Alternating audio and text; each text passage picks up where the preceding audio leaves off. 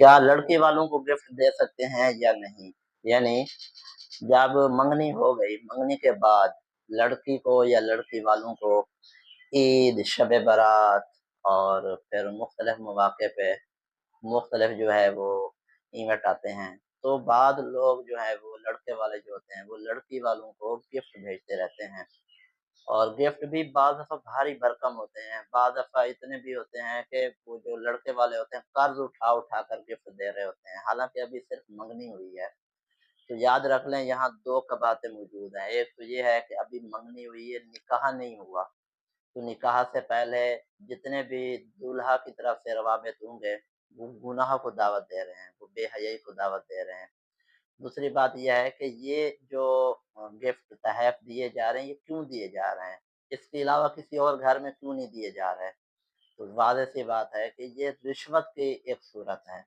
لہذا منگنی کے بعد لڑکے والوں کی طرف سے جو ہے لڑکی کو یا لڑکی کے گھر والوں کو گفٹ تحفے تحف دینا یہ درست نہیں ہے، اور اگر اللہ نہ کرے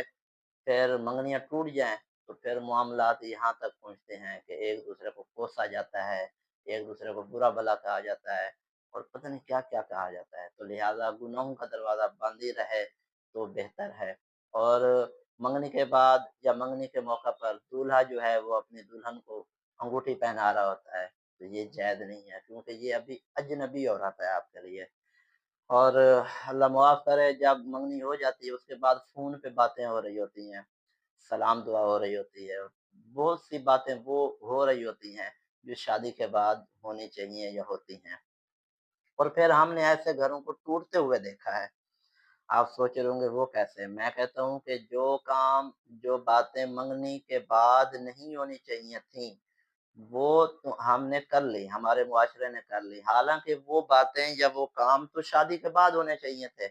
تو جو کام جس جگہ ہونا چاہیے اسی کو ادھر ہی ہونا چاہیے، اگر جگہ بدل گئی تو نقصان ہوگا، لہذا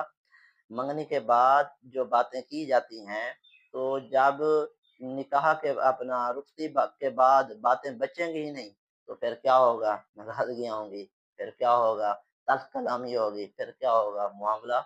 جو ہے وہ طلاق تک چلا جاتا ہے۔ تو اللہ کرے یہ بات آپ حضرات ہم حضرات کو سمجھ آ جائے